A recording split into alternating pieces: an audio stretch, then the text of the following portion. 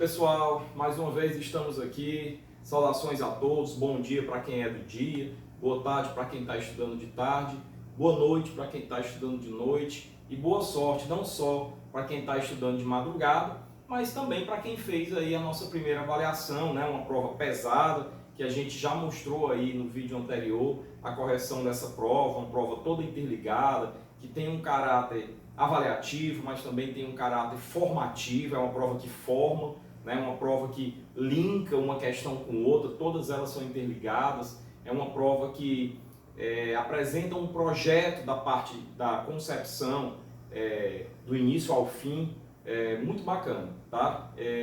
E aí hoje a gente começa com a parte de adutor, a gente começa conteúdo da unidade 2, vocês devem estar notando aqui que o slide deixou de ser vermelho e passou a ser verde. Essa é a cor do slide da unidade 2, né? É a mesma família de slide, mas ele passou a ser na cor verde. E aí eu tenho aqui o capítulo 7, que é o capítulo de adutores, e tenho o capítulo 8, que é o capítulo de estação elevatória, que compõe essa parte da segunda unidade. Lembrando que o capítulo 7 tem 8 vídeos, né? São 8 arquivos de PowerPoint, consequentemente 8 vídeos, e o capítulo 8 de estação elevatória, ele tem 6 arquivos, portanto ele tem 6 vídeos. Então nós vamos gravar aqui 14 vídeos para essa segunda unidade, ok?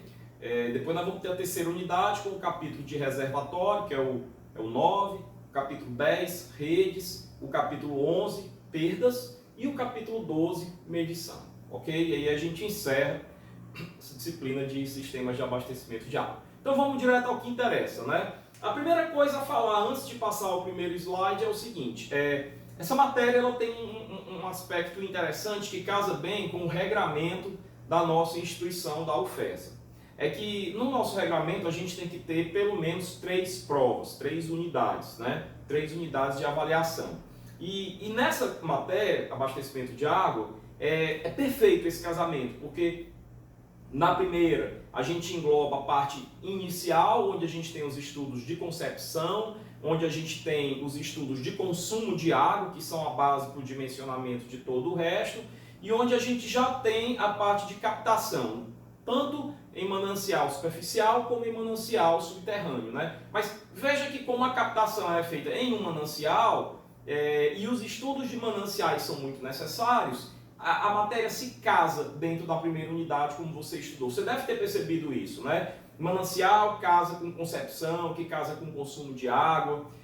Na segunda unidade, nós temos adutor e elevatório, feitas um para o outro, casal par perfeito, tá? Então, não poderia ser diferente. Da mesma forma, na terceira unidade, nós temos um outro par perfeito, que é o reservatório e a rede, né? O reservatório existe em função da rede, a rede existe em função do reservatório, vamos colocar dessa forma, tá? Da mesma forma, a adutora com a estação elevatória.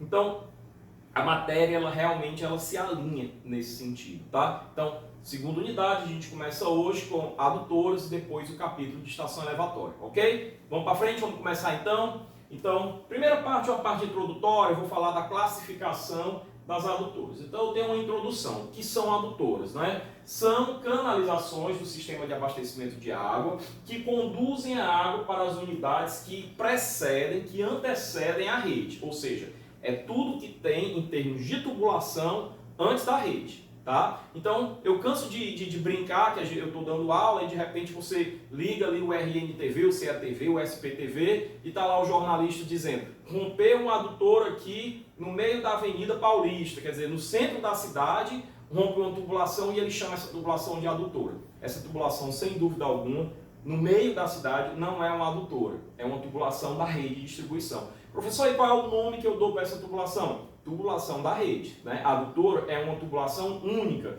Toda a água que liga o ponto anterior à adutora até o ponto seguinte, ou seja, liga a unidade anterior até a unidade seguinte, ela é uma tubulação única. Toda a água passa por ela. Então ela liga a captação à elevatória, liga a elevatória à estação de tratamento, liga a estação de tratamento até reservatório. Então isso daí é adutora, é uma tubulação única, tá? Então aqui eu tenho alguns exemplos, né? E aqui eu já coloco a classificação dela, eu vou apresentar formalmente no próximo slide, mas eu já vejo o seguinte: antes da estação de tratamento de água, veja que eu tenho aqui uma adutora de água bruta, tá? Adutora de água bruta. Por quê? Porque é água que não foi tratada ainda. A estação de tratamento daqui. Então toda e qualquer adutora que fica ajusante da estação de tratamento vai ser adutora de água tratada. Então pode ver que aqui tem adutora, não precisa dizer, mas ela é uma adutora de água tratada. Essa também, essa também, essa também, qualquer adutora ajusante da estação de tratamento é de água tratada e a montante é de água bruta. Uma outra classificação que nós vamos ter, veja que aqui está escrito adutora de água bruta por recalque, tá? Enquanto aqui está escrito por gravidade, tá? Então você passa a ter aí adutores por recalque e adutores por gravidade.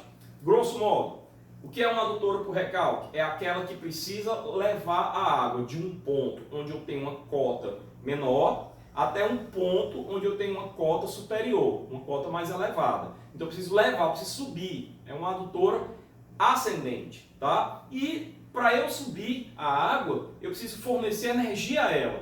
Ou seja, eu preciso necessariamente ter ali uma estação elevatória, tá? Então veja que eu tenho aqui uma estação elevatória que vai fornecer energia à água para que ela vença essa barreira. Qual barreira? A altura. Ok? Então aqui eu tenho uma adutora de água bruta por recalque. Essa é a classificação dela. Nesse caso aqui, eu tenho uma adutora por gravidade. Significa o quê? Que ela está descendo, ela é uma adutora de sentido descendente. Adutoras por gravidade, elas não necessariamente precisam de bombeamento, tá? Depois eu vou falar alguns casos do porquê que eu posso precisar bombear, mas não necessariamente para a água subir, né? Ou para a água descer, mas sim às vezes para ter uma vazão necessária à demanda, ou para ter uma pressão suficiente no ponto de consumo, na chegada da rede, que essa adutora por gravidade pode ser que não tenha uma declividade suficiente e ela não ganhe essa pressão, tá? Então pode ser que você precise sim de uma elevatória, né? Que na verdade a gente não vai chamar de elevatória, porque a finalidade não é elevar, né? Vai ter outros nomes, tá? E nós vamos ver esses outros nomes, todos eles, no capítulo de estação elevatória. Então pode ser que essa adutora tenha um bombeamento aí no meio do caminho, mas não deixa de ter o sentido descendente, continua sendo adutora por gravidade, tá? Só para antecipar, adutoras por recalque, eu quero perguntar isso para você.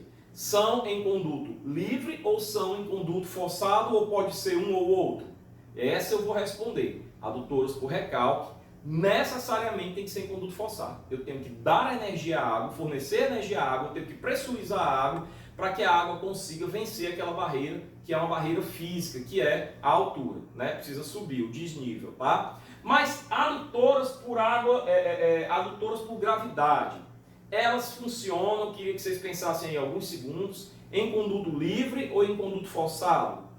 Há uma grande confusão a respeito disso. Nos concursos, nas questões de concurso, é normal que o engenheiro recém-formado que vai fazer concurso e que não tem muita prática com esse conteúdo, ele confunda a concepção de adutora por gravidade com a ideia de adutora em conduto livre. Ele acha assim, se é por gravidade é em conduto livre. E aí eu vou dizer, não necessariamente. Adutoras por gravidade tanto podem ser em conduto livre, como podem ser em conduto forçado, tá? Tanto podem ser em conduto livre, como podem ser em conduto forçado. E aí eu volto a dizer uma frase que eu sempre tenho dito para instigar vocês. Engenheiro hidráulico que não sabe analisar a linha piezométrica é analfabeto hidráulico. Eu sempre digo isso em sala de aula, tá? Para que você se sinta instigado a realmente entender a análise da linha piezométrica. E aí eu digo, quem vai dizer se a adutora é por gravidade ou é em conduto forçado? É a linha piezométrica. É ela quem vai dizer se a adutora é por gravidade ou em conduto forçado. Tá? Se a adutora é por gravidade é em conduto livre ou se é em conduto forçado. É ela quem vai dizer, ok? Então vamos para frente. Então eu tenho aqui, ó, adutoras e subadutoras são unidades principais no sistema de abastecimento de água. Por quê? Porque toda a vazão que vai da unidade amontante da adutora para a unidade ajusante da adutora, toda a vazão é veiculada por essa adutora. Então ela tem uma importância sobrenormal, porque se houver um rompimento na adutora, uma interrupção na adutora, para tudo. Cessa o abastecimento durante um intervalo de tempo, tá? Daí o cuidado que você tem que ter em adutora. Então assim, num primeiro momento você pensa assim, ah, mas a adutora é só uma tubulação, se eu usar ali uma equação de perda de carga, ok. A base do dimensionamento é isso, mas a adutora é um pouquinho maior do que o simples dimensionamento através de uma equação de perda de carga. É um pouquinho maior, tá? Então, isso não deve ser surpresa para vocês, porque lá no capítulo de captação, vocês também viram que captações podem ser obras tanto maiores quanto você nem imaginavam em relação ao simples fato de mergulhar uma tubulaçãozinha dentro d'água, né? Então, a adutora é a mesma coisa, tá? Não é à toa que eu divido aqui em 8 partes esse capítulo de adutora, tá?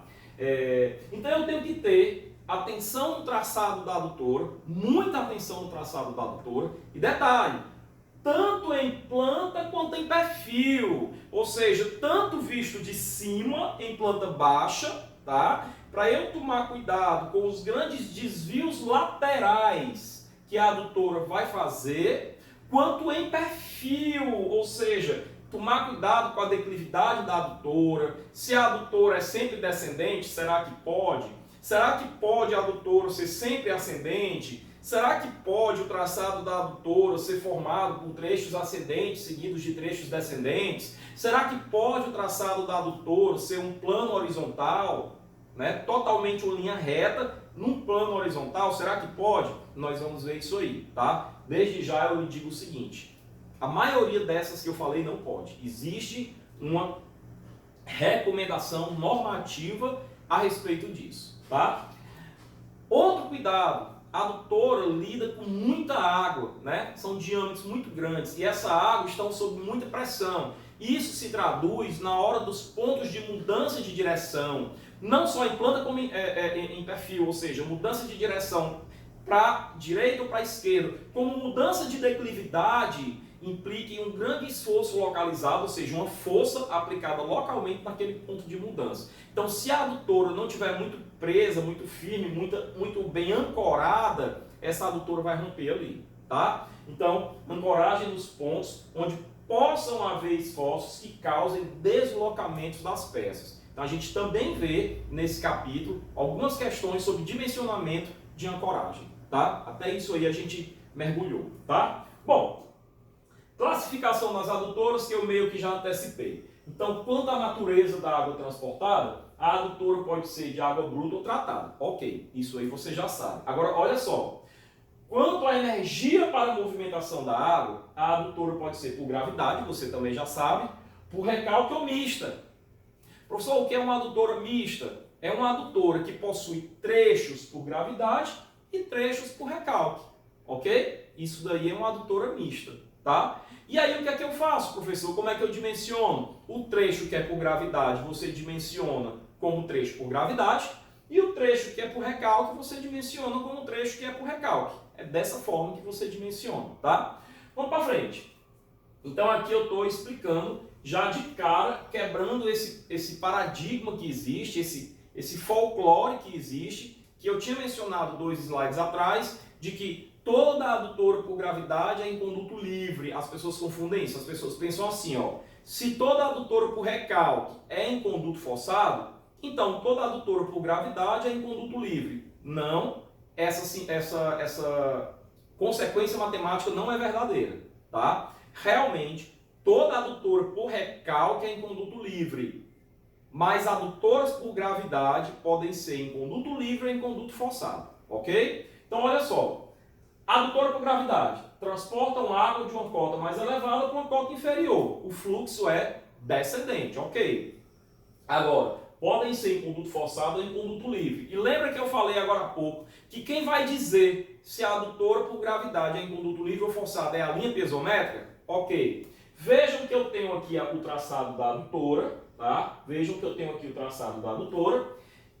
O ponto inicial, a água está saindo desse reservatório aqui, tá? Natural, e está vindo para esse reservatório construído aqui, ok? E vejam que eu coloquei aqui, ó, a nossa linha piezométrica. E que a linha piezométrica, ela está em todos os seus pontos totalmente acima do traçado da adutora. Totalmente acima do traçado da adutora. Quando isso acontece, eu tenho aí uma adutora em conduto forçado, tá? Então, eu tenho aqui o traçado da adutora embaixo da linha piezométrica. Totalmente adutora, por gravidade, porque é descendente, está aqui, ó, está descendo, mas em conduto forçado, tá? Professor, e qual é a pressão em cada ponto? Ora, a pressão é a diferença de cotas entre a adutora, né, a localização da adutora naquela abscissa e a linha piezométrica. Então, por exemplo, nesse ponto aqui, a pressão vai ser essa altura aqui, ó. Nesse outro ponto, a pressão vai ser essa altura aqui. Professor, então você está afirmando que o local aonde a adutora vai ter a pressão mais elevada vai ser a maior retazinha vertical, vai ser o ponto mais baixo da adutora. O ponto mais baixo da adutora realmente é aquele que acumulou maior pressão. Então a pressão mais alta aqui vai ser esse ponto aqui. E olhem que eu não estou falando aqui ainda em pressão dinâmica e pressão estática, mas nós vamos ter que compreender pressão dinâmica e pressão estática tanto quanto a gente sabe somar, tá? Vai ter que estar por osmose, vai ter que estar na veia essa compreensão, ok? Bom, na adutora por gravidade em conduto livre, notem que eu tenho a adutora, né? Vejam que o terreno é irregular, mas aqui ele fez uma espécie de ponte nesse trechinho aqui, ó. Uma ponte para apoiar a adutora, tá? Ele ancorou. E aqui ele fez um túnel aqui dentro, para que a adutora tivesse esse caimento único. E a linha piezométrica não está aparecendo aí, porque na verdade a linha piezométrica aí ela está coincidindo com o nível da água. Então quando a linha piezométrica coincide com o nível da água, com o traçado da adutora, eu não tenho pressão. Qual é a altura que eu tenho aqui entre a adutora e a linha piezométrica? É zero. A pressão é zero, né? Então eu não tenho pressão. Então a água aqui ela está descendo por gravidade e em conduto livre. E aí eu tenho toda uma hidráulica para conduto livre, que é a hidráulica de Chezy. A hidráulica de Chezy e do Manning, tá? Nesse caso, eu tenho toda uma hidráulica de conduto forçado, que é a hidráulica de Darcy-Weisbach, que é a fórmula universal, ou a hidráulica de Hazel-Williams, que é aplicada somente para água, tá? Mas aqui eu uso uma hidráulica, aqui eu uso outra hidráulica. Ah, professor, então você está me dizendo o seguinte: a adutora por recalque é uma hidráulica. Tem um dimensionamento, portanto, próprio para ela. Tem. A adutora por gravidade em conduto forçado tem outra hidráulica. Tem um dimensionamento próprio para ela. Tem. A adutora por gravidade em conduto livre é outra hidráulica. Equação de Chezy e Manning. Então tem um dimensionamento só para ela? Tem. Então a adutora tem 3 tipos de dimensionamento diferentes? Tem. 3 tipos de dimensionamento diferentes. Então a gente tem que estar atento para isso daí, tá? Vamos para frente, tem muito tempo para falar sobre pressão dinâmica e pressão estática. Ok. E essa adutora aqui é a adutora por recalque, né? A gente já viu lá em instalações hidrossanitárias o que é um recalque, né? Eu tenho aqui uma sucçãozinha, né? Aqui uma sucçãozinha, uma tubulação de sucção bem miudinha. O que é que a bomba faz? A bomba, nesse momento, ela fornece energia. Se eu imaginar aqui, pessoal, um eixo X, um eixo de abscissas, que seria ao longo do terreno, ao longo da extensão da adutora, a energia que a bomba fornece é uma linha reta vertical. Porque tem gente que pensa que a bomba fornece energia assim, ó. Não. Para ser assim, eu precisaria ter várias bombas ao longo do caminho, cada uma fornecendo energia, entendeu? Cada uma fornecendo energia. Isso aqui não existe. Eu tenho uma única bomba, a linha piezométrica faz isso, essa daqui é a linha piezométrica, né? Então, imagine aí que o traçado da adutora está aqui, tá? O traçado da adutora está aqui. Ora, a partir da hora, olha o nosso eixo X aqui, ó. A partir da hora que eu caminho 1 centímetrozinho ao longo da adutora, o que é que aconteceu? Houve escoamento. E se há escoamento, a perda de energia por parte da água, na verdade a perda de energia da água, convertendo ali em calor, né, no atrito que tem com as paredes da tubulação, convertendo em ruído, então a perda de carga. Então, quando ele sai dessa abscissa X da bomba, ele já começa a ter o quê? Uma perda de carga. Então, essa linha vai fazer isso, ó. Tá? Então, na bomba, eu tenho uma dação de energia aqui, né? A bomba, um fornecimento de energia aqui. Essa é, para quem não lembra, a altura manométrica que a bomba fornece, ou seja, a quantidade de energia que a bomba fornece, tá? E essa daqui é a perda de carga, ó. Se eu for traçar aqui uma linhazinha pontilhada, eu vou ter esse tanto aqui, ó, como sendo a perda de carga, né? Então esse tanto aí é a perda de carga. Então o que é a altura manométrica, para nós relembrarmos o que a gente falou em instalações hidrossanitárias? A altura manométrica, e aí eu digo palavras minhas, né, bem informais mesmo, apenas com a intenção de ser didático, é uma quantidade de energia que a bomba tem que dar para vencer as várias barreiras que você conseguiu identificar. Por exemplo, aqui eu tenho que vencer que barreira? Eu tenho que vencer essa barreira aqui, ó, que equivale à altura geométrica. A altura geométrica, que é o desnível entre a bomba, né, e o reservatório. E eu também tenho que vencer, além dessa altura geométrica, a perda de carga. Logo, quem é que vai ser a minha altura manométrica? É a perda de carga mais a altura geométrica. Nesse caso aqui, ok? Então, nesse caso aqui, a altura manométrica da bomba é a perda de carga mais a altura geométrica. Nós vamos ficar craque nisso aqui, mas eu já estou mergulhando nesse universo aí da linha piezométrica, tá? Então, vejam que eu tenho que ter a altura, eu tenho que ter energia aqui, ó, a altura manométrica, não só para vencer a altura geométrica que vem até aqui, como também as perdas de carga, tá? Vejam que ela é em conduto forçado, porque a linha piezométrica está totalmente acima do traçado da adutora. Então, é em conduto forçado, ok? Vamos para frente. Variações disso. Às vezes, pessoal, olha só, eu vou dizer várias hipóteses. Às vezes, eu tenho uma adutora muito longa, muito longa, de muitos quilômetros de extensão. E às vezes se torna impraticável você colocar uma estação elevatória lá no começo e 50 quilômetros depois chegar ao reservatório. Não tem bomba que tenha essa capacidade. Então, às vezes, ao longo dessa extensão, você precisa colocar várias estações elevatórias. Nesse caso, a primeira bomba tem que ser projetada, dimensionada, né, escolhida, para fornecer uma altura manométrica suficiente para a água, vencendo as perdas de carga e a altura geométrica, para a água chegar no segundo elevatório.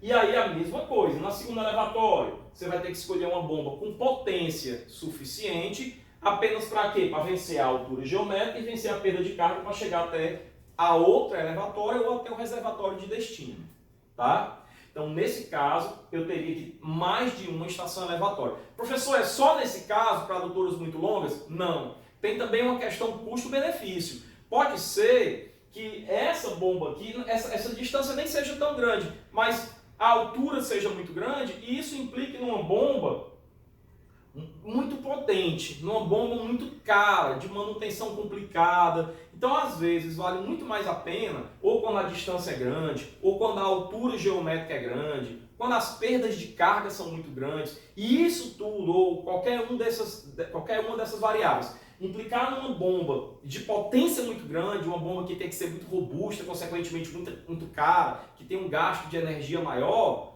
isso muitas vezes sugere para você que você não coloque uma única elevatória, mas que você coloque 2 ou 3 ou vá escalonando em termos de estações elevatórias, tá? Então, tem que ter essas atenções aí, tá? Nada do que a prática não te ensine muito bem, tá? Bom, então passando adiante, aqui eu tenho uma adutora mista, pessoal. Eu tenho, mais uma vez, quem vai dizer se a adutora é em conduto livre ou se é em conduto forçado, é a linha piezométrica. Não esqueça disso. Não caia na tentação de simplesmente olhar, tá descendo é conduto livre, ou então, tá descendo é conduto forçado. Não caia nessa tentação, tá? Estou te ensinando aqui o que você tem que fazer. Então, veja que eu tenho um elevatório e tenho que elevar para esse ponto aqui, ó. Por enquanto tem um nomezinho aqui de reservatório intermediário, mas depois nós vamos ver o nome desse dispositivo aí mais na frente, tá? Veja que eu vou ter que elevar de uma cota inferior para uma cota superior. Então, esse primeiro trecho é uma adutora por recalque. Eu tenho um bombeamento, né? Isso daqui é a altura piezométrica que a bomba fornece, ok? A altura manométrica. E aí ela vai descendo aqui, tá aqui a minha linha piezométrica. Só que a partir daqui, isso aqui é o traçado da adutora, ó. Ou o traçado da adutora inteiramente abaixo da linha piezométrica. Então, isso aqui a classificação é adutora por gravidade em conduto forçado. Porque a linha piezométrica está acima do traçado da adutora, ok? Bem, outro detalhe. Então, esse primeiro trecho por recalque, esse segundo trecho por gravidade e em conduto forçado. Então, isso aqui é uma adutora mista, tá? Esse primeiro trecho eu devo dimensionar de acordo com as regras para o dimensionamento de adutoras por recalque e esse segundo trecho de acordo com as regras de dimensionamento de adutoras por gravidade em conduto forçado, tá? Eu tenho 3 tipos diferentes de dimensionamento, ok? Bom, vazões de dimensionamento. Para se determinar a vazão de dimensionamento é necessário conhecer horizonte de projeto, conhecemos. Vazão de adução, conhecemos. Período de funcionamento da adução, se a adutora é contínua, se a adutora é descontínua, quantas horas de bombeamento, já conhecemos. A gente já chega aqui em adutora tendo uma boa base do que a gente viu na primeira unidade, né? Depende também de outros fatores, da vida útil da obra, da evolução da demanda de água, do custo da obra, da flexibilidade na ampliação do sistema, do custo da energia elétrica, mas normalmente para elevatórios, para sistemas de abastecimento de água, o horizonte de projeto é 20 a 50 anos. Principalmente, para a adutora. Nós estamos falando do capítulo de adutora. Quando eu for falar de bombeamento,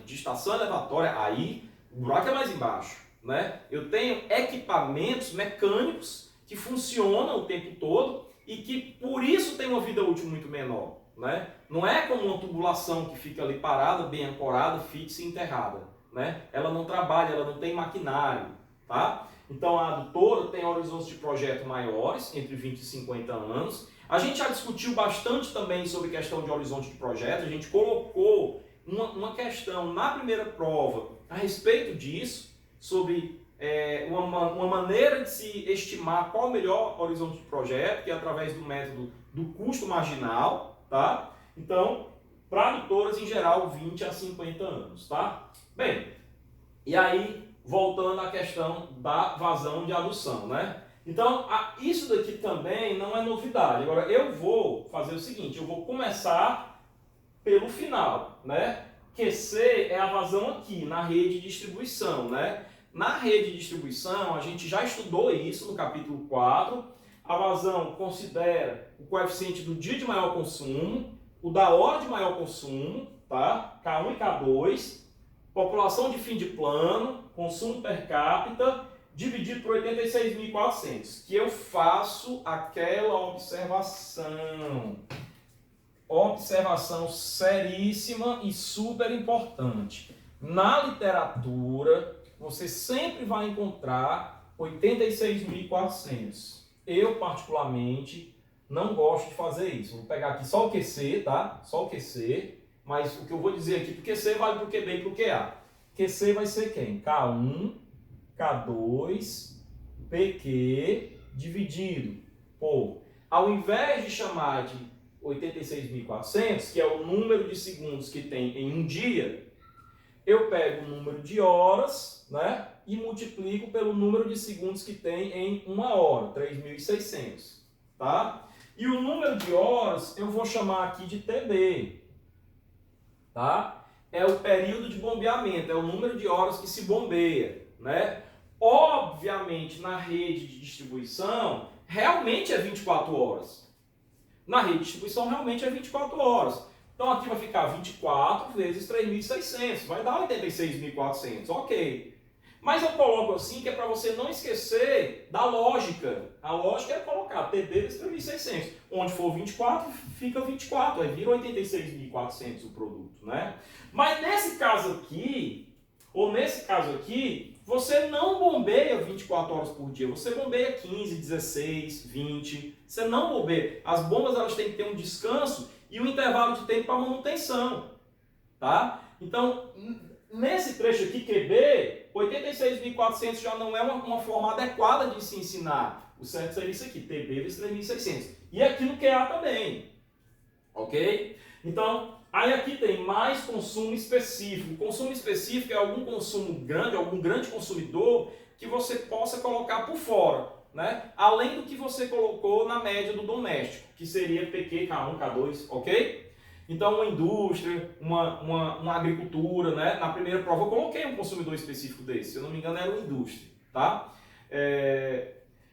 Mesma coisa, consumo específico, a diferença é que nesse trecho aqui, ó, do QB, aí não tem o K2. Por quê? Porque tubulações que ficam a montante do reservatório não consideram o coeficiente da hora de maior consumo. Por quê? Porque tem reservatório. Professor, se não existisse reservatório, aí isso aqui teria o K2, essa fórmula seria igual a essa, porque essa tubulação seria uma só, tá? Mas tubulações a montante do reservatório não consideram K2, não consideram o coeficiente da hora de maior consumo. Por quê? Porque o reservatório vai fazer esse papel. Entra uma vazão constante em relação às horas do dia. Professor, você já explicou isso? Já. O que é uma vazão constante em relação às horas do dia? É uma que não considera, perdão, uma vazão média, constante não, média. Uma vazão média em relação às horas do dia. Vazão média em relação às horas do dia seria isso aqui, ó. K1, PQ, isso aqui. Seria isso daqui. Vazão média em relação às horas do dia. Tá? Ou seja, média porque não tem o coeficiente que maximiza para as horas. Então entra um valor médio, né? Só que ao longo das horas do dia o consumo é variável. Então vai ter horas do dia, meio-dia, 11 horas da manhã, que o consumo é maior do que o que está entrando. Só que o reservatório passou a madrugada inteira enchendo.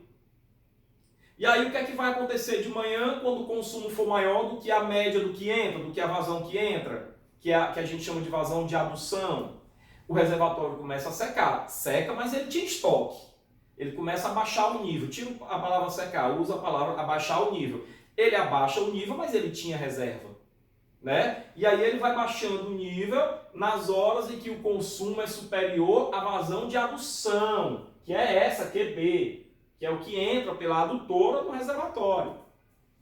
E aí, nas horas do dia em que o consumo é menor do que a vazão de adução, a partir de 3 horas da tarde, de noite, de madrugada, o que é que está acontecendo?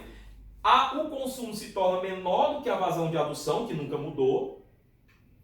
O consumo se torna menor, o que é que acontece com o reservatório? Ele volta a encher. Então, todo dia o reservatório faz esse movimento de enche, esvazia. Sobe o nível, desce o nível. Todo dia ele faz esse movimento. Então, essas tubulações, a montante do reservatório, não precisam ser majoradas, ou seja, multiplicadas por K2, para as horas do dia. Não precisam. O reservatório precisa. Perdão, a rede precisa. A rede precisa. Por quê? Porque a rede tem que abastecer as casas 24 horas por dia, inclusive nas horas de maior consumo. Então a rede tem que ser dimensionada para as horas de maior consumo. Então aqui tem K2. Então a diferença dessa forma para essa é a presença do K2 aqui e aqui a ausência. Tá? Agora, e antes da adutora, da estação de tratamento, a fórmula é a mesma do QB, só que multiplicado pelo consumo da ETA. Porque a gente viu que de 2 a 5% do volume de água tratada diário pela estação de tratamento de água tem que ser utilizado para a limpeza dos filtros da estação de tratamento de água. Então você perde realmente um volume muito grande, 2 a 5% do volume de água tratada numa cidade é muita água. É muita água. Então essa adutora tem que levar em conta, sem hipocrisia, que há esse consumo na ETA. Tá? E por que aqui não tem mais o consumo da ETA? Porque o consumo da ETA, a água já ficou para cá. Passa a ser efluente sanitário, né? Passa a ser efluente de esgoto, a água que foi utilizada na lavagem dos rios. Aí sai para o sistema de esgoto da estação de tratamento de água. Ok? Bom, então, relembradas as vazões de dimensionamento, vamos para frente, né? E aí eu coloco o seguinte, ó, intervalo de funcionamento. No item anterior, quando eu escrevi 86.400 no denominador de todo mundo, considerou-se um T igual a 24 horas para o cabo estar vazando. Aí olha o que eu escrevi aqui, ó. Aduções por gravidade podem funcionar 24 horas por dia sem problema. E aqui está até uma palavra que não está cabendo bem aqui. Bombeamento contínuo, certo? Seria adução contínua. Né? Adução contínua. Mas fica essa compreensão da continuidade. Tá? 24 horas por dia. Por quê? Porque eu não estou bombeando, a água desce pela própria gravidade. As próprias leis da física estão fazendo a água descer. Eu não preciso jogar energia para isso. Então, para que eu vou limitar o número de horas? Né? Então, essa é a lógica. Aduções por gravidade, elas não precisam ter bombeamento. Via de regra. Vão ter situações onde eu posso precisar bombear. Mas não é para fazer a água escoar. Por outras razões. Tipo aumentar a vazão, por exemplo. Pode ser que a demanda seja maior do que a capacidade que a adutora tem de me mandar uma certa vazão de água. Aí eu preciso aumentar. Tá? Mas não porque a água não desce. Ela consegue descer. Tá? Então, se ela consegue descer, eu não preciso limitar o número de horas. Tá? Agora, aduções por recalque, não. Por quê? Porque eu tenho um bombeamento, ela só escoa se tiver uma bomba mandando energia para a água. E essa bomba é um equipamento, ela não pode funcionar 24 horas por dia ininterruptamente. Ela precisa parar para descansar, né? Retirar o aquecimento dela, aumentar a vida útil dela, e ainda economizar energia nos horários, que a energia elétrica é mais cara para o setor comercial e industrial. Então tem todos esses fatores, além de ter uma reserva de tempo para que aquelas bombas tenham manutenção. Tá? Então, por todas essas razões, a adução por recalque não pode ser contínua. Ela é considerada um período menor de vazão. Um período menor. Logicamente, a vazão é maior. Porque, pessoal, raciocina comigo. Se eu tinha que bombear uma quantidade de 24 mil litros por dia, vou pegar um valor qualquer aqui, e eu bombear esses 24 mil litros durante... vamos fazer uma tabelinha aqui. Olha só. Vazão em litro por hora, tá? E tempo em hora, ok? Então, para uma vazão, tá? Para uma vazão diária, para um volume diário de 24 mil litros, o que é que eu posso fazer? Eu posso ficar bombeando 24 horas por dia. Se eu bombear 24 mil litros 24 horas por dia, eu vou estar bombeando 1000 litros por hora. Mas eu posso bombear apenas 12 horas por dia. Se eu fizer isso, para bombear 24 mil litros em 12 horas, eu tenho que bombear 2.000 litros por hora. Eu posso bombear 8 horas por dia, daria 3.000 litros, né? Eu posso, vamos até chegar em 1 hora, eu posso bombear 6 horas por dia, 24 por 6, 4.000 litros por hora. 4.000 vezes 6 dá 24.000 litros. Eu posso bombear 4 horas por dia, o que daria 6.000 litros. Eu posso bombear 3 horas por dia, que daria 8.000 litros. Posso bombear 2 horas por dia, que daria 12.000 litros. E posso bombear os 24.000 litros todo em 1 hora, que daria 24.000 litros. Então, o que é, pessoal, que vai me dar, que vai exigir uma bomba mais potente? É isso aqui, ó. Se eu resolver bombear 1 hora por dia, eu vou precisar de uma bomba que me dê uma potência para bombear uma vazão de 24.000 litros por hora. Né? No outro extremo, a bomba menos potente, a bomba mais simplesinha que eu iria comprar, seria na hipótese de eu bombear 24 horas por dia, né? Que seria 1.000 litros por hora. A gente já viu instalações hidrossanitárias que você não pode bombear 24 horas por dia e nem bombear menos do que 6,33 horas por dia, tá? Então, você tem um intervalo aqui onde você vai bombear, né? Então, se você tem um intervalo, é óbvio que se ao invés de bombear em 24 horas eu bombeio em 12, eu vou ter que ter uma bomba mais potente para bombear 2.000 litros por hora ao longo dessas 12 horas. Essa é a lógica, né? Bom, e aí, então eu tenho o seguinte, em aduções por recalque, normalmente se bombeia 16 a 20 horas por dia. É um bombeamento que a gente chama de descontínuo. Aí eu chamo pela letra T, né? E coloco aquela expressão que eu tinha escrito aqui, né? PQ, K1, K2, dividido por T, né? Que é a duração do bombeamento, vezes 3.600, ok?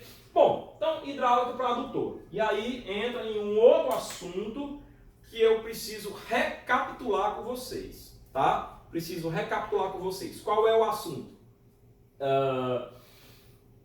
Definir, relembrar o que vocês estudaram em hidráulica, estudaram em mecânica dos fluidos e eu revisei com vocês em instalações hidrossanitárias. Os conceitos de escoamento, os conceitos da hidráulica, eles vão ser muito importantes, muito. E vocês não só têm que saber, porque eu vou perguntar na prova, eu não vou perguntar na prova, mas vocês têm que saber, porque vocês têm que ter essa compreensão, tá? Do que é um escoamento uniforme, um escoamento não uniforme, um escoamento permanente, um escoamento não permanente. Então vamos definir isso daqui. Então vamos lá. De um modo geral, para o dimensionamento das adutoras, considera-se o regime de escoamento como permanente e uniforme. Duas coisas.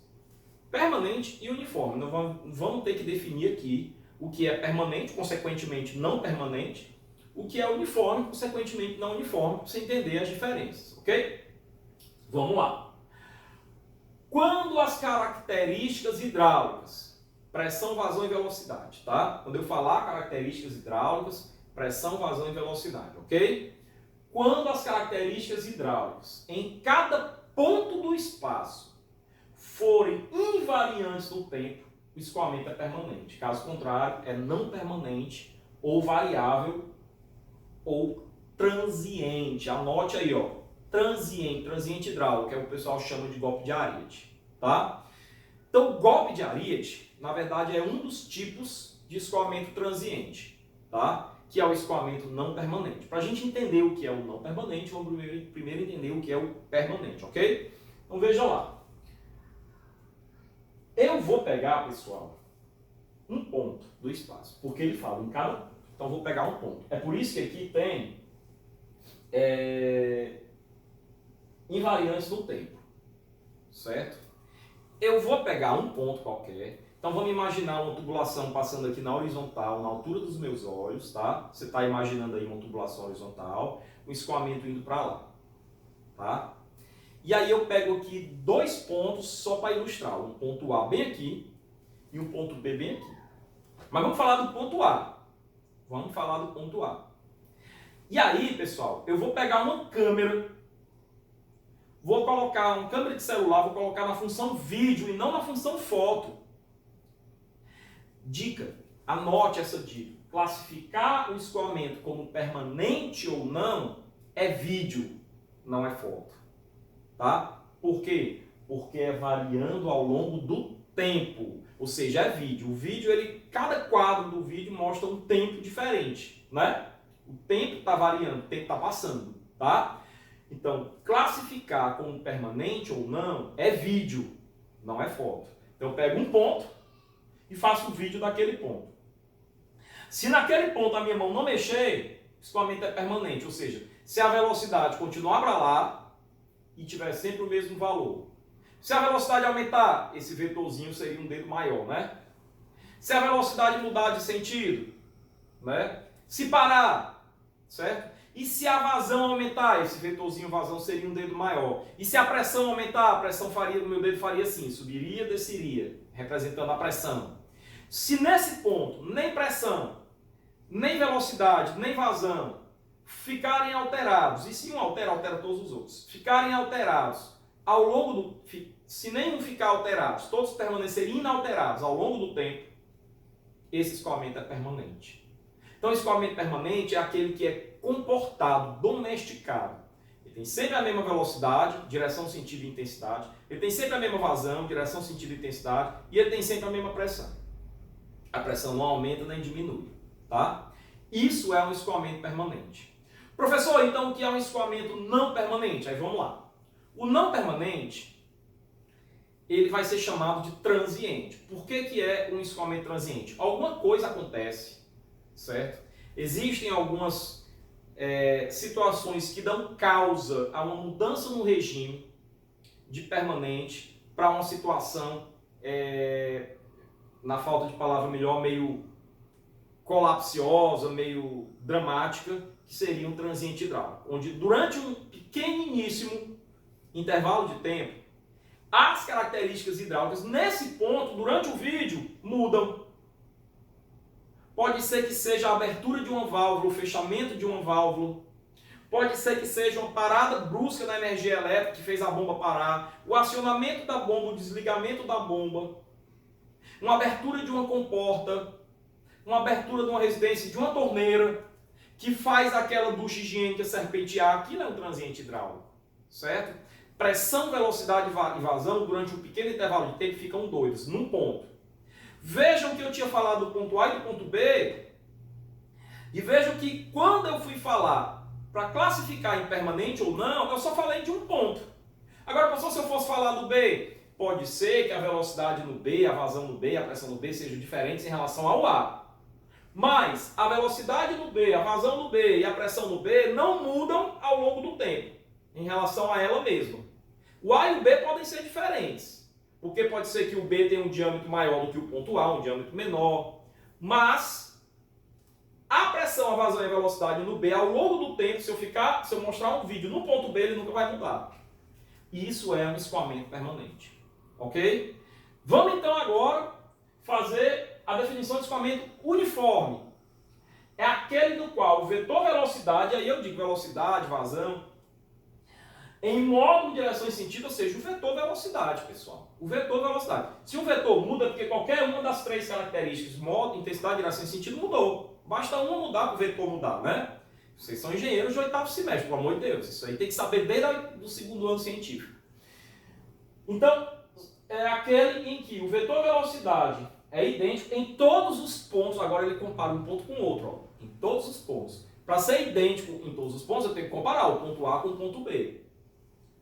Em um instante qualquer, em um instante congelado. Um instante congelado é vídeo ou é foto? É foto. Então anote, para eu classificar o movimento como permanente, eu faço um vídeo. Para eu classificar o movimento como uniforme, eu faço uma foto ampliada, mostrando dois pontos. Se no ponto A e no ponto B, velocidade, pressão, vazão, naquela foto, ou seja, naquele instante, tiverem o mesmo valor, esse escoamento é uniforme. Mas, professor, se no instante seguinte estão diferentes, mas do mesmo valor, diferentes em relação ao instante anterior, ok, ele deixou de ser o quê? Permanente. Mas se eles têm o mesmo valor, eles continuam sendo uniforme. Ok? Então, para classificar o escoamento como uniforme, é foto. Tá? Então, eu tenho que... Por isso que ele coloca, ó, DVDS. DVDS, ou seja, variando com a posição. Não pode haver variação de velocidade ao variar a posição, tem que ser zero. Então, DVDS tem que ser igual a zero. Então, de uma posição para outra, não pode haver diferença de velocidade. Isso é escoamento uniforme. Professor, e quando o escoamento não é uniforme, ele é o quê? Uniformemente variado? Não, isso aqui não é cinemática, não. Ele é não uniforme. Tá? Quando o escoamento não é uniforme, ele é escoamento não uniforme. Ok? Então, para efeito de estudo de cálculo de adutora, a gente sempre vai, a nível de graduação aqui, classificar, né, ou partir do princípio de que o escoamento é permanente e uniforme, para efeito de simplificação do modelo. Então, eu vim explicar isso para vir para cá.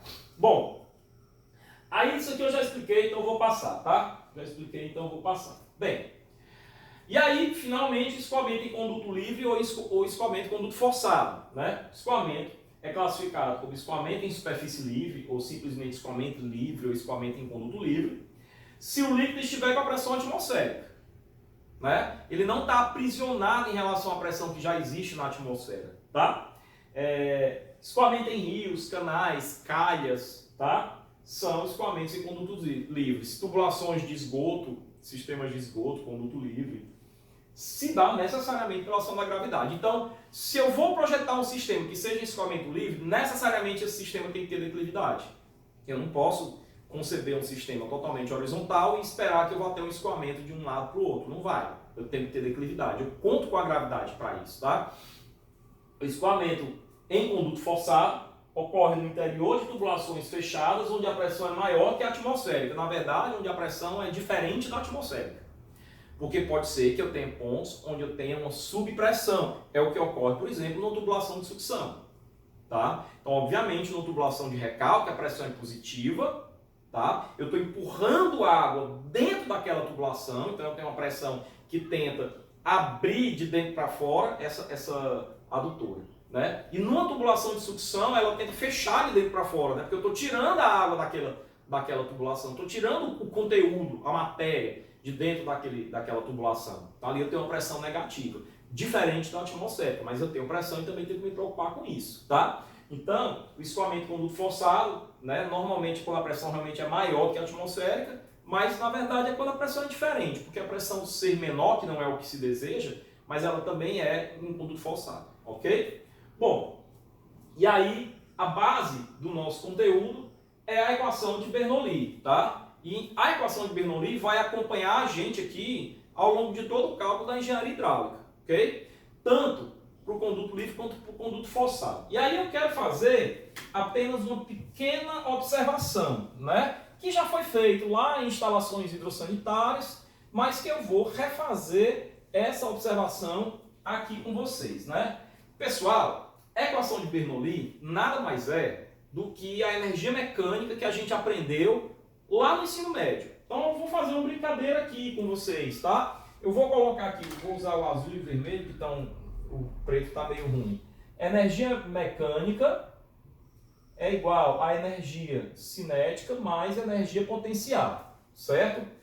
Quero fazer uma pergunta para vocês. Qual é a unidade que se usa para definir energia mecânica, cinética e potencial? No sistema internacional, é o Joule, né? Então, no sistema internacional, essas energias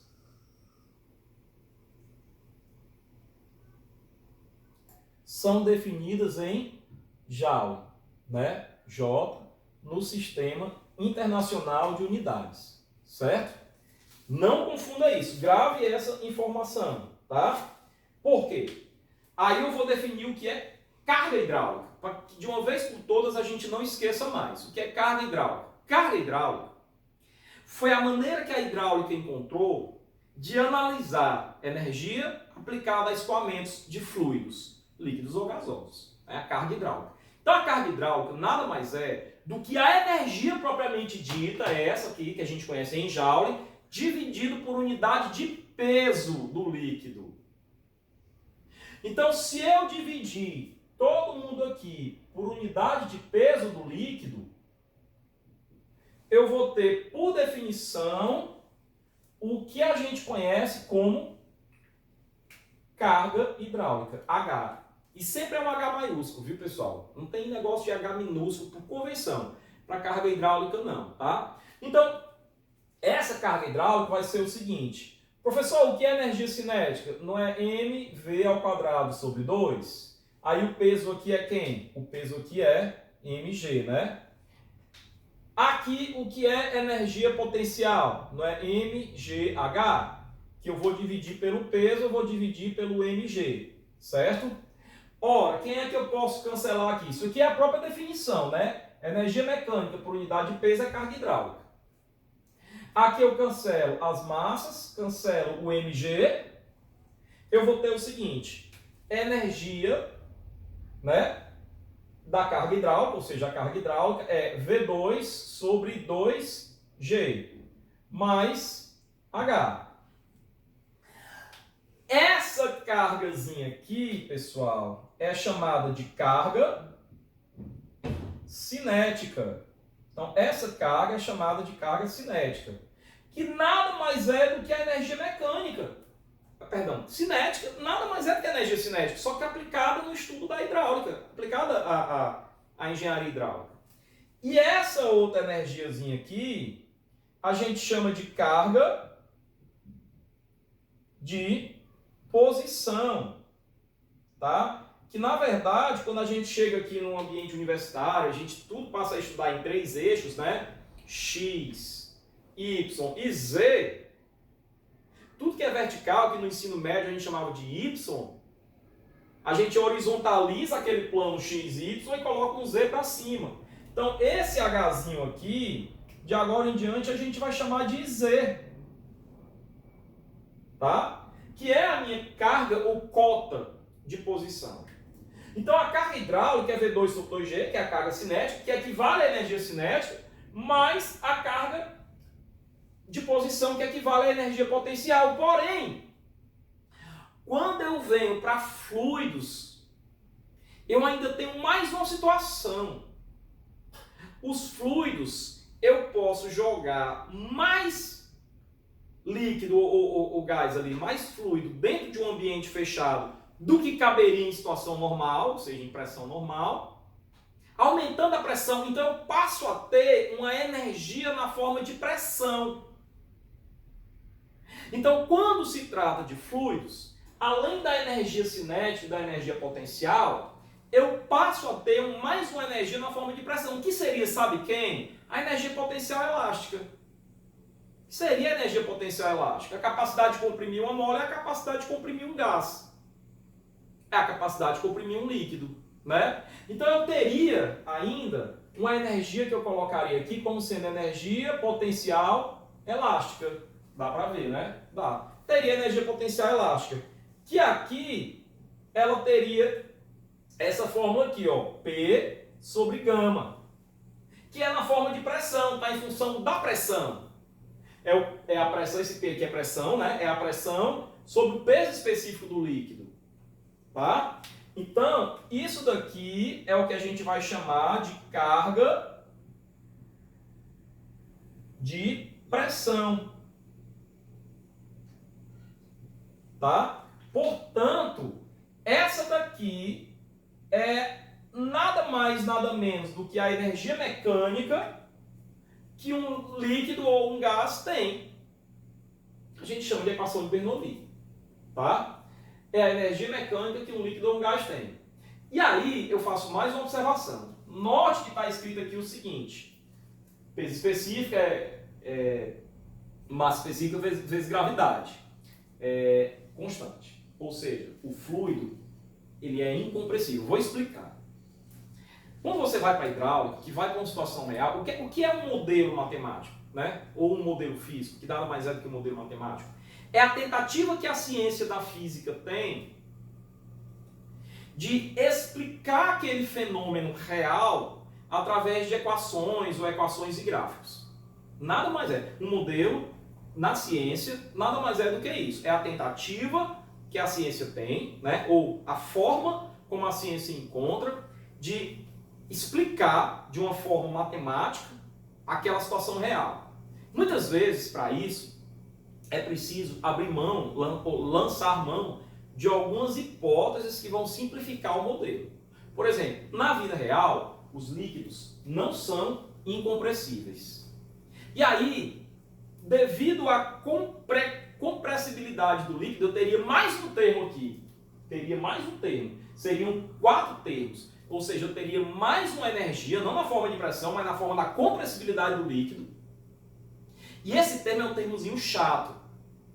Então, por hipótese simplificadora, a gente vai partir do princípio que o fluido é incompressível e que, portanto, o peso específico dele é constante. Eliminando, sendo o peso específico dele constante, elimina esse 4º termo que existiria, que deveria existir.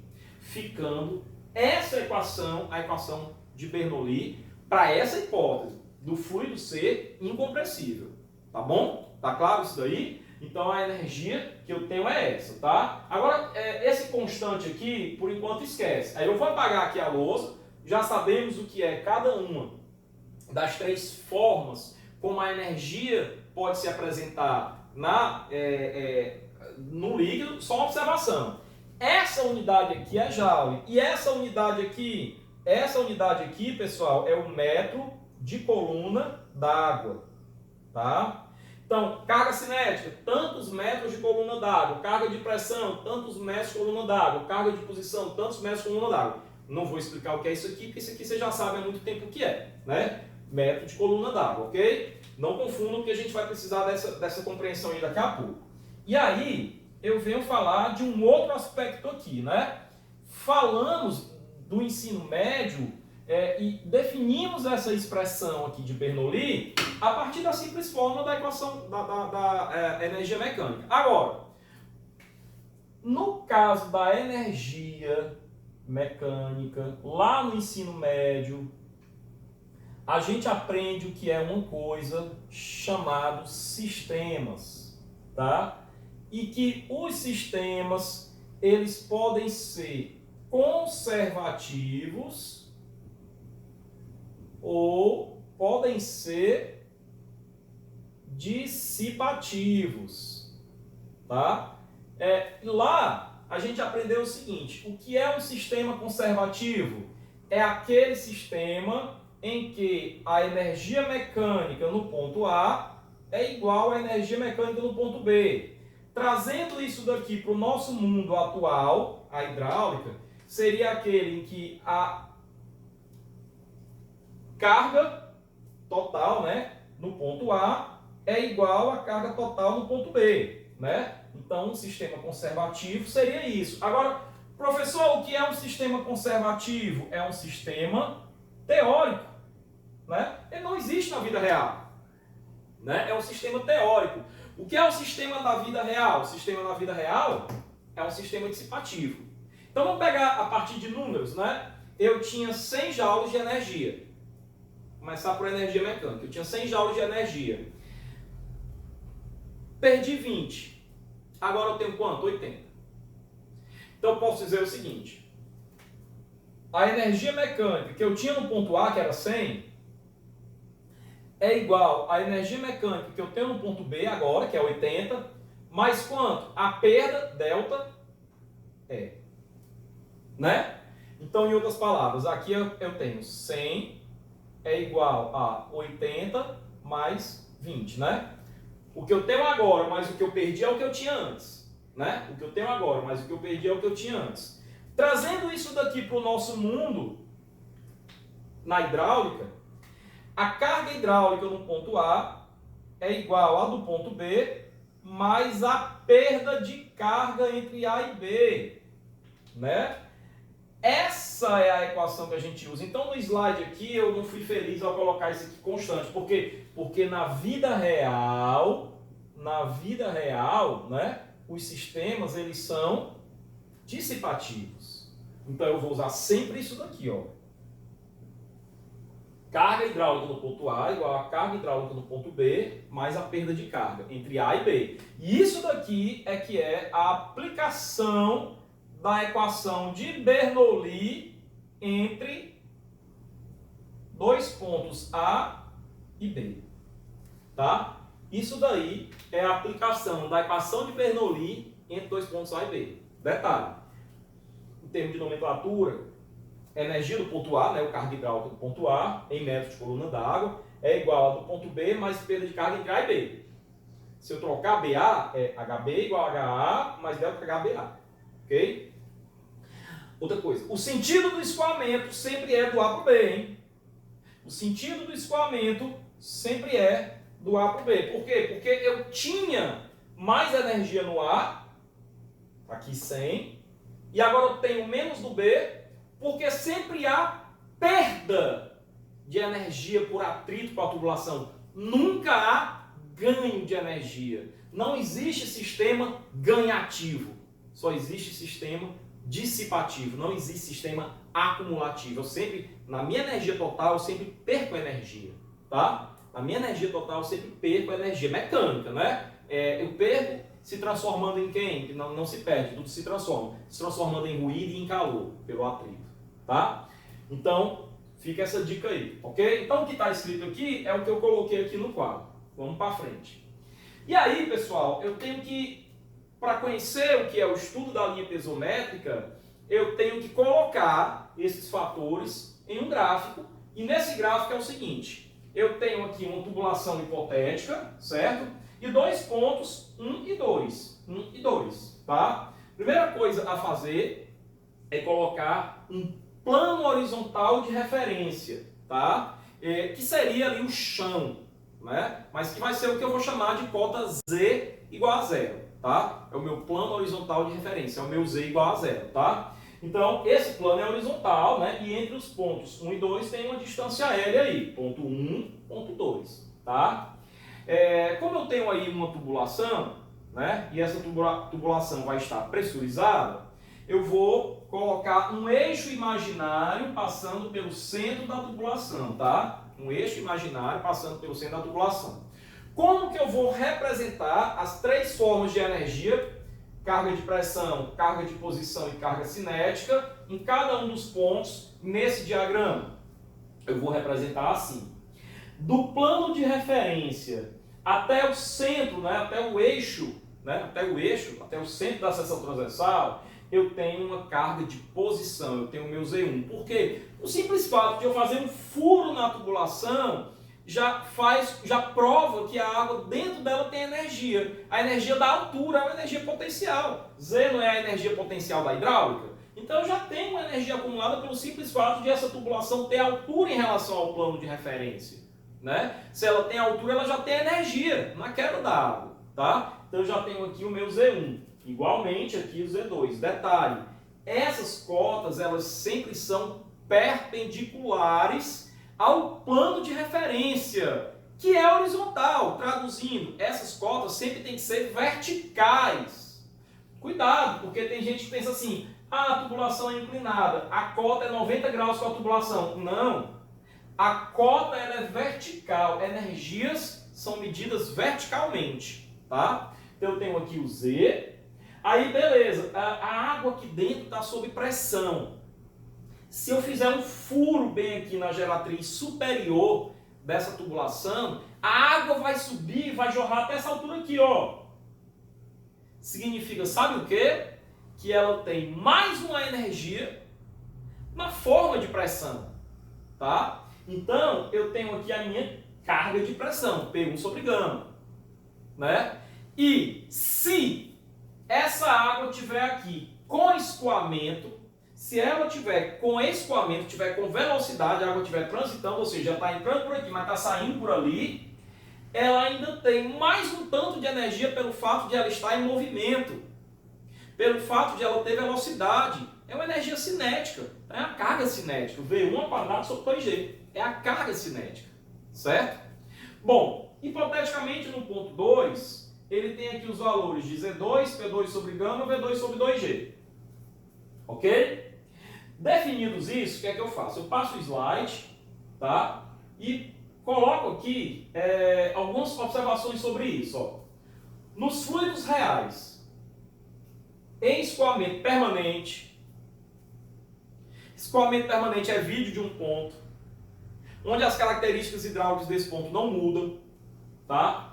A carga total, H, ele sempre diminui ao longo da trajetória. É por isso que eu falei isso aqui, ó. A energia sempre é perdida ao longo do escoamento. Então vai ter questões que eu vou perguntar qual é o sentido do escoamento. Basta você ver se a sua perda de carga deu positiva ou negativa. Se deu positivo é porque você adotou no seu equacionamento o sentido correto. Perdeu. Se deu mais 20 é porque aqui era 100 que era 80. Se deu menos 20 é porque aqui era 80 que era 100. O sentido é o oposto. Tá? Então, sempre há perda de carga no sentido do escoamento. Então, pessoal, em outras palavras, a curva sempre desce. A linha sempre desce. Ela não pode permanecer horizontal, porque isso significaria que ela não estaria perdendo energia, e ela sempre perde, e muito menos subir. Porque isso significaria que ela estaria, ao longo de cada centímetro que ela está caminhando, ganhando energia. Isso não existe. Tá? Só no universo Marvel que isso aí existe. Aqui isso não existe. Tá? Então, as linhas sempre descem. Por quê? Porque sempre há uma perda de carga. Tá? Então, sempre desce como consequência do trabalho realizado pelas forças resistentes. A energia dissipada, a perda de carga, energia dissipada, nada mais é do que o trabalho da força de atrito, da água com a tubulação, as forças resistentes. Ok? Bom, então elas sempre descem, ó. Aqui a tubulação, a energia sempre desce. Tá? Professor, mas se a tubulação for ascendente, a linha piezométrica é descendente do mesmo jeito. Se a tubulação for ascendente, a linha piezométrica desce do mesmo jeito. Nós já vimos slides com isso. Tá? E aí vamos passar para frente. Ó. Como, em geral, a escala de pressão adotada é a escala efetiva, isso é, em relação à pressão atmosférica, eu vou relacionar a pressão em relação à atmosférica. Então, se eu estiver dizendo que a pressão é zero, significa que eu estou na pressão atmosférica. Tá? A linha piezométrica pode coincidir com a trajetória, caso em que o escoamento é livre. Ou seja, pessoal, olha só. Essa daqui é a linha piezométrica. Ó. Essa daqui é a linha piezométrica. E essa daqui é a tubulação, é a trajetória da tubulação. Ou canal. Se a linha piezométrica está acima, distante um certo tanto, que é P sobre gama, tá? Da trajetória, o que é que esse gráfico está me dizendo? Está me dizendo que eu tenho pressão, portanto o meu conduto é forçado. Em raciocínio oposto, se o conduto for livre, no conduto livre eu não tenho pressão em relação à atmosférica. O conduto é livre. Se eu não tenho pressão, eu não tenho acima, então essa linha estaria aqui. Ó. Então toda vez que a linha piezométrica coincidir com o traçado da adutora, eu tenho aí um conduto livre. Tá? Mas aqui eu ainda coloquei o seguinte, ó, ou mesmo a linha piezométrica pode passar abaixo, indicando uma pressão negativa, uma tubulação de sucção. A linha piezométrica passa abaixo do traçado da adutora. Tá? Da tubulação de sucção. Ok? Aí aqui é só dizendo que todas as parcelas da equação de Bernoulli geometricamente são representadas verticalmente, ou seja, perpendicularmente, aqui tem um ângulo de 90 graus, ao plano horizontal de referência, que é a cota Z igual a zero, ou seja, elas têm que ser verticais, elas não podem ser inclinadas. E aí, em cada seção da tubulação, olha só, aí agora eu defino para você o que é cota piezométrica. Em cada seção da tubulação, a carga de pressão, aí eu vou me permitir escrever outra coisa aqui para vocês, ó.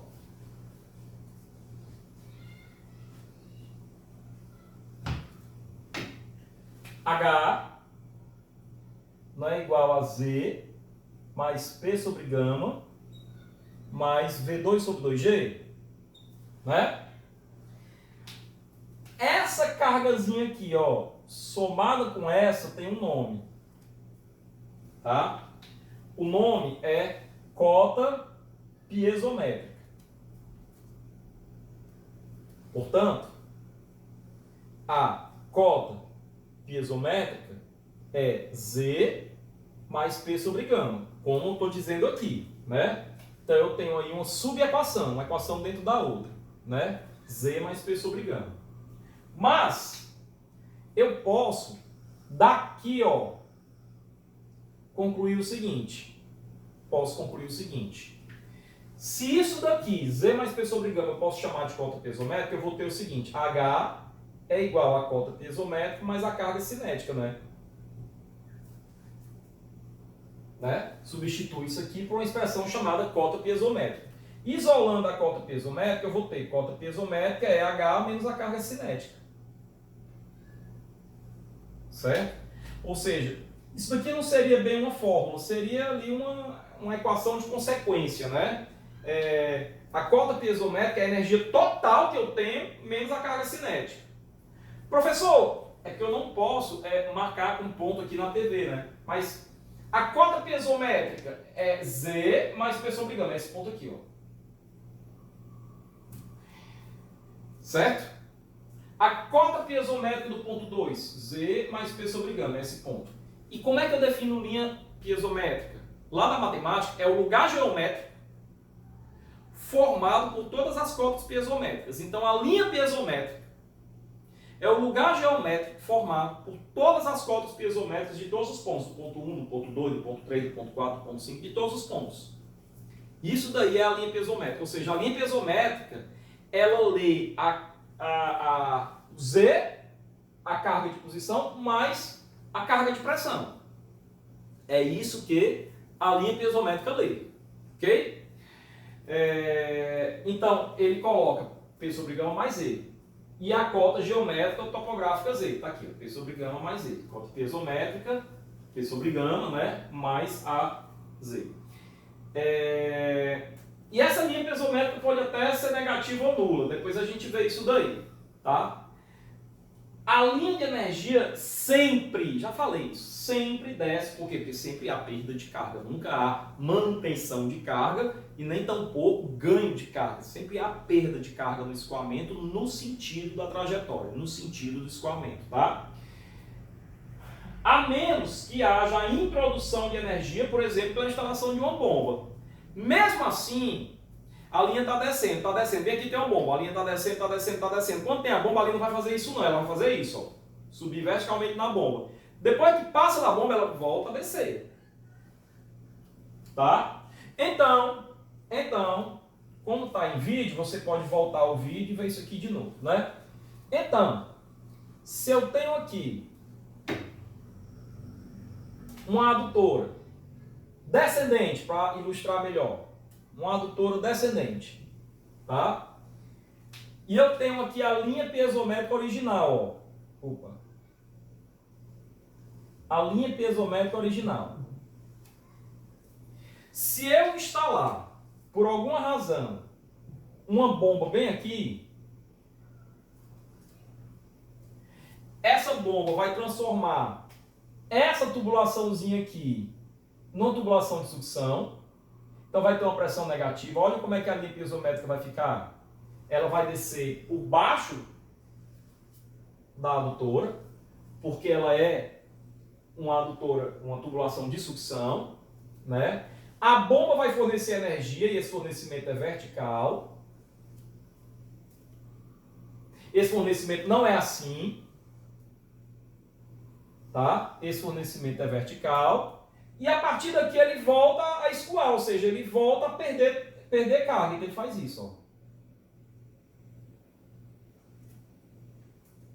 Essa seria a linha piezométrica com a bomba aí, com bombeamento. E essa vermelha seria a linha piezométrica original, né? Vamos falar assim, vamos chamar assim, linha piezométrica original, ou seja, sem o bombeamento. Ok? Bom, continuando. Veja que a gente está fazendo estudo de linha piezométrica na veia, tá? Então, quando se utiliza o conceito de perda de carga entre dois pontos, não há que se falar em perda de carga piezométrica, é perda de carga total. Quando eu tinha escrito aqui que eu já apaguei HA igual a HB mais perda ΔH, veja que é ΔH, não é delta carga cinética. Porque a carga cinética realmente de um ponto para o outro muda.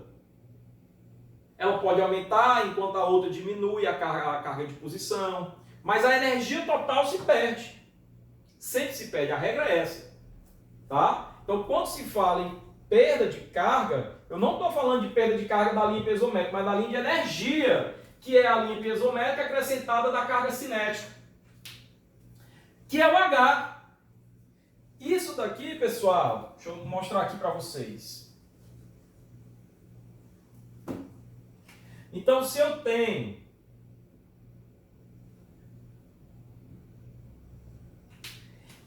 essa linha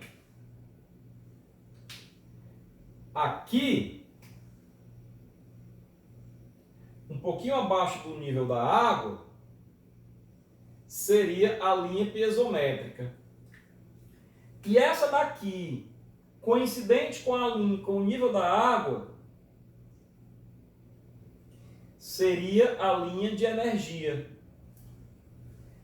E a diferença entre elas é a carga cinética.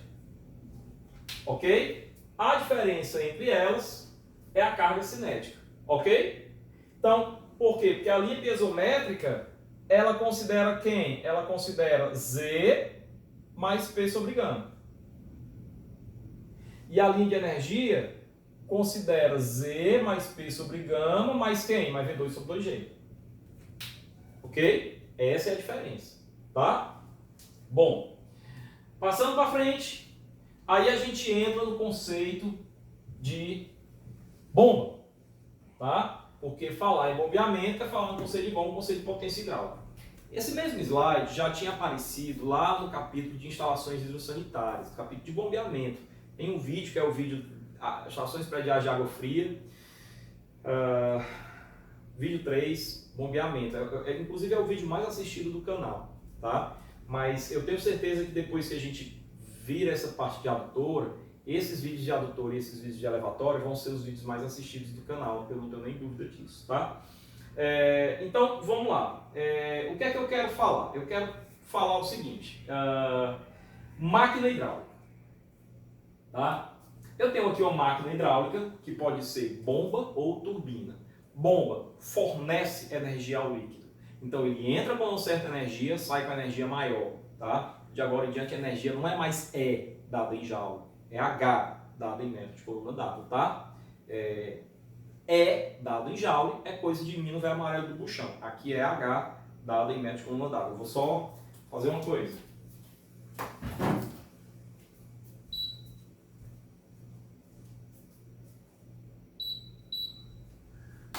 Pronto.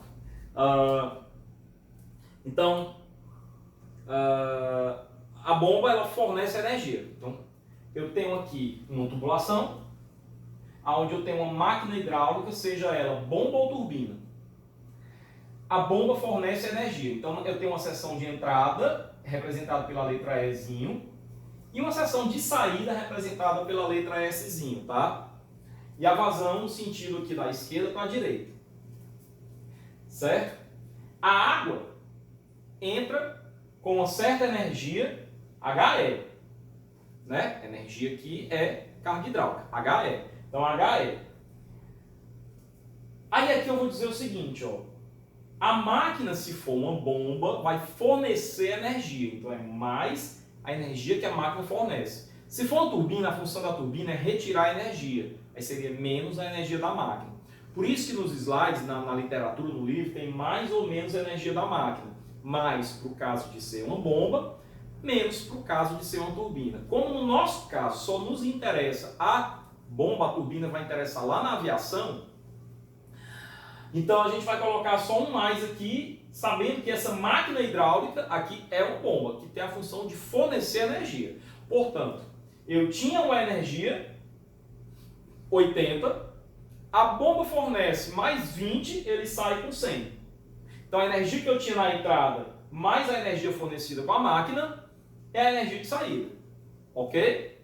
A energia da entrada mais a energia fornecida pela bomba, dá a energia de saída. Eu estou focado aqui em achar a potência da bomba. Então eu vou isolar essa energia da máquina, passando o HE do lado de lá. Então quem é que vai ser a energia da máquina? HS menos o HE. Ou seja, a energia da saída menos a energia da entrada. Ou seja, eu posso dizer que os 100 metros de coluna d'água que eu saí, menos os 80 que eu tinha antes, é os 20 que eu recebi. Né? Então 100 menos o 80 é os 20 que eu recebi. Tá? Ok, vamos passar para o próximo slide. E aí eu queria vir para cá. Ó. Lá do ensino médio, você aprendeu que potência é o trabalho sobre o tempo. E você também aprendeu que o trabalho é igual à variação da energia cinética. Então, olha só. Então, você também aprendeu que isso daqui é a variação da energia cinética sobre o tempo. Se você tirar a palavra variação e tirar a palavra cinética, você vai ter potência e energia sobre o tempo. Tá aqui, potência e energia sobre o tempo. Né? No caso, como eu estou falando da potência da máquina, é a energia da máquina sobre o tempo. Agora perceba a sutileza da coisa. Esse E aqui está minúsculo, ó. Esse está maiúsculo. Por quê? Porque, não esquece, volta um slide. Letras maiúsculas representam cargas hidráulicas, cuja unidade é o metro de coluna d'água. Então essa energia da máquina aqui está em metros de coluna d'água. Eu tinha falado 100 metros de coluna d'água menos 80 metros de coluna d'água. Eu não tinha falado 100 joules menos 80 joules. Né? Então letras maiúsculas, carga hidráulica, metro de coluna d'água. Acontece que quando eu venho para cá, isso aqui é em joule. Né? Trabalho sobre tempo, é igual a variação de energia sobre tempo, isso aqui é em joule. Então, o que for em joule, eu vou chamar por uma letrinha minúscula, que é isso daqui, ó, energia em joule sobre tempo. Porém, nós aprendemos, pessoal, que energia por unidade de peso me dá quem? A carga hidráulica, né? Então, a relação entre o joule e o metro de coluna d'água é essa, ó. A energia em joule, que é esse Ezinho minúsculo, sobre o peso, é a energia em metro de coluna d'água. Aplicando isso daqui na simbologia que eu estou usando, eu vou ter o seguinte. A energia em joule é o Ezinho minúsculo, ó, a energia da máquina. É igual a energia em metro de coluna d'água é a energia da máquina maiúsculo, ó, sobre o peso. Ok? Portanto, essa energia da máquina maiúscula em metro de coluna d'água é a energia da máquina minúscula em joule vezes o peso.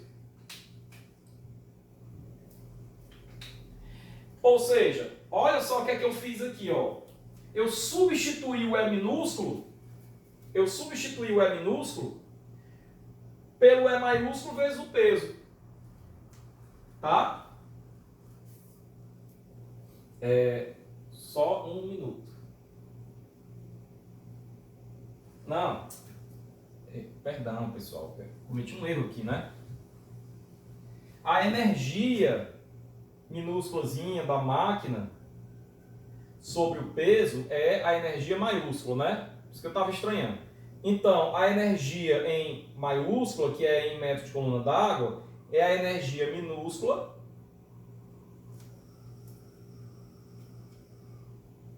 vezes o peso. Meu Deus, que coisa difícil. Não. A energia minúscula, ah, meu Deus, ficou chato. Foi mal, pessoal. Fazendo uma coisa e pensando já na próxima, certo? Me perdoe. Então, agora vai. É a energia maiúscula vezes o peso. Tem dificuldade nisso, não é? Porque eu estava concentrado em outra coisa, estava no piloto automático. Vamos lá. Então eu vou substituir essa energia minúscula pela energia maiúscula vezes o peso. Ou seja, essa energia que é em joule, ela equivale à energia em metro de coluna d'água vezes o peso, que é mg. E aí eu gosto de fazer, você sabe disso, toda a dedução matemática, para que você não fique sem compreender de onde é que saiu determinada letra. Tá? Mas massa específica é massa sobre volume. Logo, massa é massa específica vezes volume. Então, esse M aqui eu vou substituir por ρV. Né? Só fiz isso. Esse M eu substituí por ρV, massa específica vezes volume. E volume sobre tempo é vazão. Tá? Então, aqui eu vou ter, ó, volume sobre tempo. Volume sobre tempo eu vou substituir pela letra Q. Pela vazão. E eu ainda vou dar um jeito de tirar a massa específica daí também. É que o peso específico é a massa específica vezes a gravidade. Portanto, a massa específica é o peso específico sobre a gravidade. Então, se eu substituir isso aqui por gama sobre G, o G de cima vai embora com o G de baixo. Então, morre em gravidade. E o V sobre T é vazão. Então fica vazão, peso específico, energia da máquina. Vazão, peso específico, energia da máquina. Só que no slide anterior, a energia da máquina é quem? HS menos HE. Então eu vou ter mais ou menos, porque se for bomba é mais, se for turbina é menos, mas para o nosso caso só interessa bomba, portanto é o mais, esquece o menos. Gama Q, específico vazão, HS menos HE. E a cereja do bolo é que HS menos HE tem um nome. Altura manométrica da bomba. Olha só, a altura total de elevação, a altura útil, a altura manométrica da bomba. A famosa altura manométrica da bomba. Nada mais é do que a energia de saída menos a energia de entrada. Deixa eu ilustrar isso daqui para você, olha só como é legal. A altura manométrica da bomba, eu tenho aqui um reservatório inferior, uma tubulação de sucção, uma bomba e uma tubulação de recalque, tá? Ok. A linha piezométrica vai ser o seguinte, ó. Aqui é sucção é pressão negativa. E ao longo do escoamento, além de ser negativa, ela ainda perde carga. Então ela faz isso, ó. Começa do nível da água, que é a energia inicialmente que eu tinha. Perde. A bomba fornece energia. Opa, não é torta assim não, viu? A bomba fornece energia. Esse comprimento aqui nada mais é do que a altura manométrica. É esse H. Quando ele continua escoando, ele perde energia de novo. Né? Também não é curvado assim não. Tá? Tem que ser lá no nível da água. Então, ok. Certo? Agora, quem seria o HS e o HE? Ora, pessoal, a seção de entrada da bomba é aqui, ó. Então seria essa energia aqui, ó. Isso aqui seria o HE. E a seção de saída daqui é esse lado aqui, ó. É a energia que ela tem quando ela sai, bem aqui, ó. Tá? Aqui é bem aqui. Isso aqui é o HS. Esse comprimento é esse ponto menos esse ponto. Esse comprimento é essa cota menos essa cota. Tá? Então aqui eu mostro que esse H é o HS menos o HE. Vamos escrever. H é o HS menos o HE. Ok?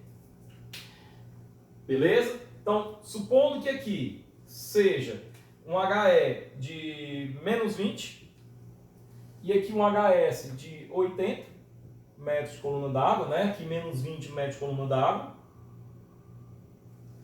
O H vai ser 80 menos o menos 20. Então, o H vai ser 80 menos o menos 20. O H, mosquinha chata, o H vai ser 100 metros de coluna d'água. Ok? Então eu tenho aí graficamente o que isso daqui representa. Então o grande lance é você não pensar mais em termos de HS e HE, mas em termos de altura manométrica. Mas se for olhar pelo desenho da linha piezométrica, o HS seria esse valor aqui embaixo, o HS seria esse.